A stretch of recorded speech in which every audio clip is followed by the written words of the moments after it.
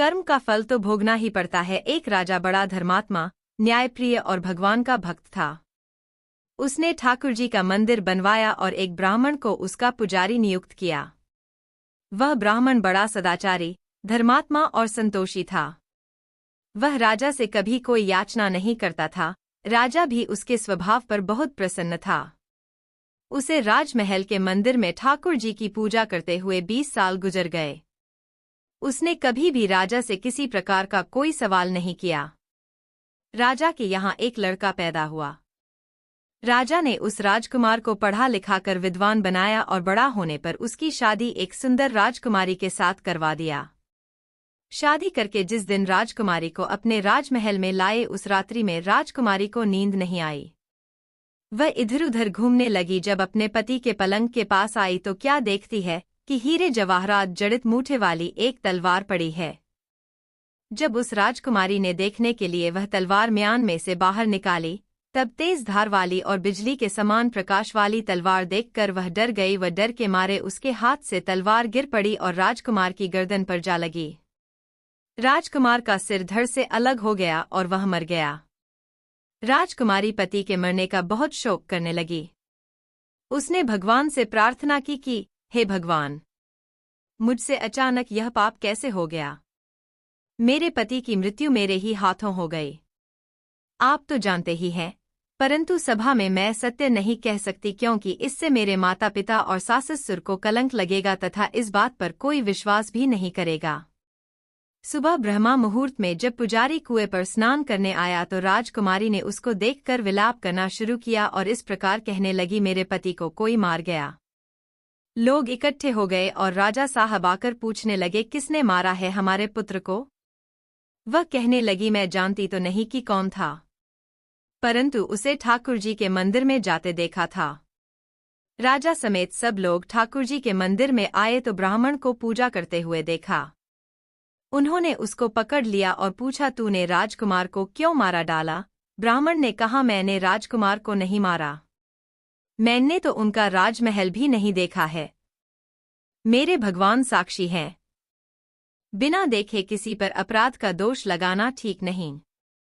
ब्राह्मण की तो कोई बात ही नहीं सुनता। कोई कुछ कहता है तो कोई कुछ। राजा के दिल में बार बार विचार आता है कि यह ब्राह्मण निर्दोष है, परंतु बहुत लोगों के कहने पर राजा ने ब्राह्मण से कहा, मैं तुम्हें मृत्युदंड तो नहीं देता, लेकिन जिस हाथ से तुमने मेरे पुत्र को तलवार से मारा है, तेरा वह हाथ काटने का आदेश देता हूँ। ऐसा कहकर राजा ने उसका हाथ कटवा दिया। हाथ काटने के कारण वह ब्राह्मण बड़ा दुखी हुआ और राजा को अधर्मी जान उस राज्य को छोड़कर चला गया।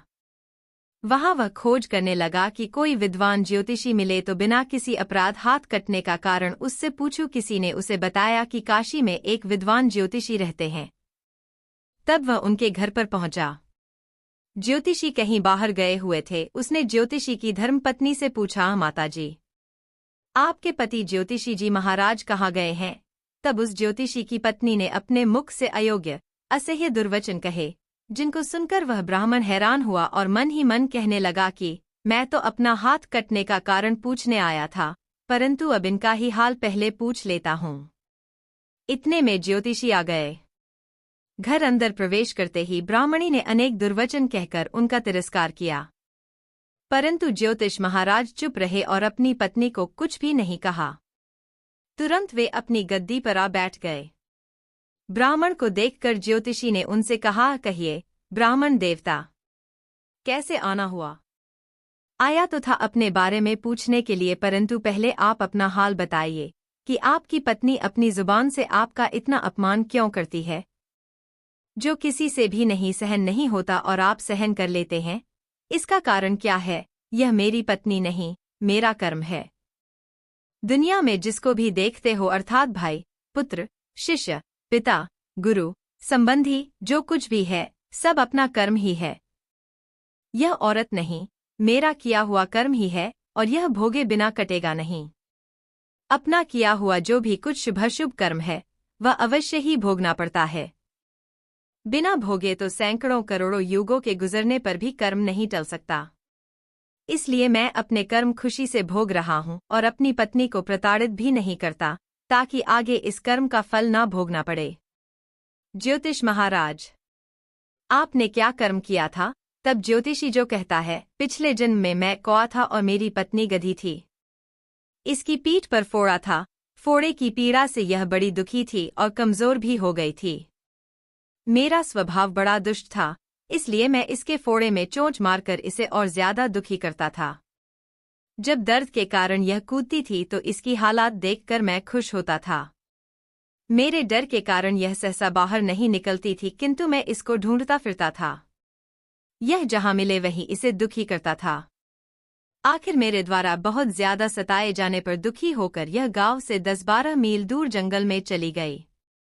वहां गंगा जी के किनारे सघन वन में हरा-हरा घास खाकर और मेरी चोटों से बचकर सुखपूर्वक रहने लगी। लेकिन मैं इसके बिना नहीं रह सकता था। इसलिए इसको ढूंढते ढूंढते मैं भी उसी वन में जा पहुंचा और वहां इसे देखते ही मैं इसकी पीठ पर जोर से चोंच मारी तो मेरी चोंच इसकी हड्डी में फंस गई। इस पर इसने अनेक प्रयास किए, फिर भी चोंच न छूटी। मैंने भी चोंच निकालने का बड़ा प्रयास किया मगर सोच नहीं निकली। पानी के भय से ही यह दुष्ट मुझे छोड़ेगा, ऐसा सोचकर यह गंगाजी में प्रवेश कर गई, परंतु वहां भी मैं अपनी चोंच निकाल नहीं पाया। आखिर में यह बड़े प्रवाह में प्रवेश कर गई। गंगा का प्रवाह इतना तेज था कि हम दोनों बह गए और बीच में ही मर गए। तब गंगा जी के प्रभाव से यह तो ब्राह्मणी बनी और मैं बड़ा भारी ज्योतिषी बना। अब वही मेरी पत्नी हुई, जो मेरे मरण पर्यंत अपने मुख से आप शब्द निकालकर मुझे दुख देगी और मैं भी अपने पूर्व कर्मों का फल समझकर सहन करता रहूंगा। इसका दोष नहीं मानूंगा, क्योंकि यह किए हुए कर्मों का ही फल है। इसलिए मैं शांत रहता हूं। अब अपना सवाल पूछो। ब्राह्मण ने उसके साथ जो कुछ भी हुआ था वह ज्योतिषी को कह सुनाया और पूछा, धर्मी पापी राजा ने मुझ निरपराध का हाथ क्यों कटवाया? ज्योतिषी राजा ने आपका हाथ नहीं कटवाया, आपके कर्म ने ही आपका हाथ कटवाया है। ब्राह्मण ने पूछा, किस प्रकार? पूर्वजन्म में आप एक महान तपस्वी थे और राजकुमारी मेरा हाथ गाय थी तथा वह राजकुमार कसाई था। वह कसाई जब गाय को मारने लगा तब गाय बेचारी जान बचाकर आपके सामने से जंगल में भाग गई। पीछे से कसाई आया और आपसे पूछा कि इधर कोई गाय तो नहीं गया है? आपने प्रण कर रखा था कि झूठ नहीं बोलूंगा, इसलिए जिस तरफ वह गाय गई थी उस तरफ आपने हाथ से इशारा किया तो उस कसाई ने जाकर गाय को मार डाला।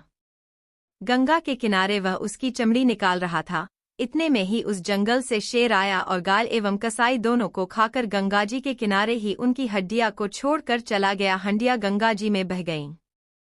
गंगाजी के प्रताप से कसाई को राजकुमार और गाय को राजकुमारी का जन्म मिला एवं पूर्वजन्म के किए हुए उस कर्म ने एक रात्रि के लिए उन दोनों को इकट्ठा किया। क्योंकि कसाई ने गाय को हंसिए से मारा था, इसी कारण राजकुमारी के हाथों अनायास ही तलवार गिरने से राजकुमार का सिर कट गया और वह मर गया। इस तरह अपना फल देकर कर्म निवृत्त हो गया। तुमने जो हाथ का इशारा रूप कर्म किया था उस पाप कर्म ने तुम्हारा हाथ कटवा दिया है। इसमें तुम्हारा ही दोष है, किसी अन्य का नहीं। ऐसा निश्चय कर सुखपूर्वक रहो। कर्मफल का भोग टलता नहीं।